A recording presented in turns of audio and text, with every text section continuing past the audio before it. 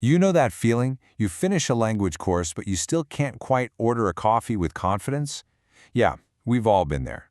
Well, today, we're looking at competency-based language teaching, an approach that totally flips the script. It focuses not on what you know, but on what you can actually do. All right, here's our game plan. We're going to start with the basics, defining CBLT. Then we'll dig into its core characteristics and the principles behind it all. After that, we'll see what it actually looks like in a real classroom. And finally, we'll get to the big question. Why does this work?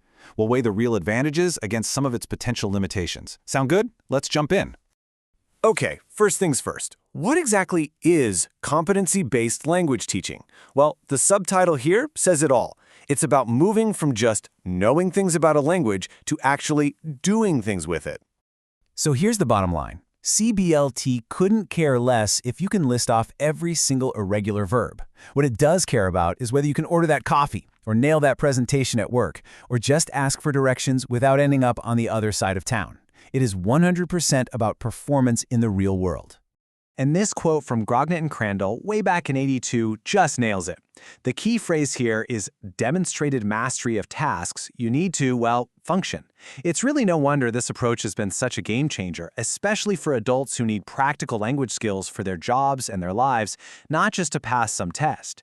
So what does this actually look and feel like in practice? Let's break down the core characteristics that really set it apart from, say, your old high school language class. And this is where it gets really cool. You can think of these as the 5 pillars of CBLT. First, everything is focused on life skills, real concrete tasks. Because of that, it's performance-centered. It's all about what you can do. The learning itself is modularized, so you tackle one skill at a time, like building blocks. The outcomes are super explicit, so you always know the target. And maybe best of all, the pacing is flexible. You move on when you've mastered the skill, not just because the calendar says it's time for the next chapter. Okay, so we've covered the what, but what about the why? What are the deep-down beliefs about language and learning that are really driving this whole thing? It really boils down to 2 main ideas. First, you've got the language theory. This view says language isn't just an academic subject, it's a tool. It's like a mosaic you build piece by piece to get things done. Then you have the learning theory. This sees language as a skill, kind of like learning to play an instrument. You learn the individual chords, those are the competencies, and then you practice putting them together to play a whole song, and that's a real conversation.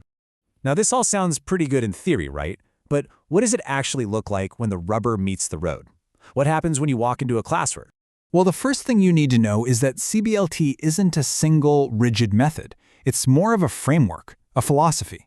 The teacher isn't given a script on how to teach. Instead, the focus is on what the student needs to be able to do by the end.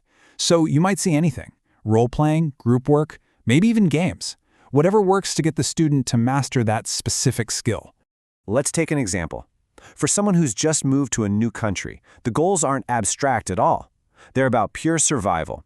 Things like making a phone call, asking someone to repeat themselves, or getting directions. The point isn't to memorize a vocabulary list, it's to be able to successfully handle these really crucial everyday moments. Or, let's shift this into a workplace setting. The competencies here become laser-focused. A course might be built around the exact language you need to do your job, like asking your supervisor to check your work or giving a quick status update. It's all about providing immediate, real value to both the employee and, the company.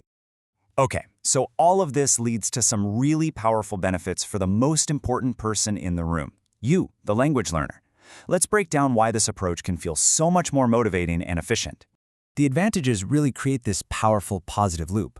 Because the goals are directly relevant to your life, you're just naturally more motivated. Because the path is so clear, you feel less anxious. And because your progress is so tangible, you literally couldn't do this yesterday, but you can today, it builds your confidence and keeps you going. But I should say it's not a silver bullet. Some critics point out that by breaking language down into these tiny little tasks, it can feel a bit, restrictive. That intense focus on one function might mean you don't build as broad a grammatical base for more creative or spontaneous conversations. So that brings it all back to you.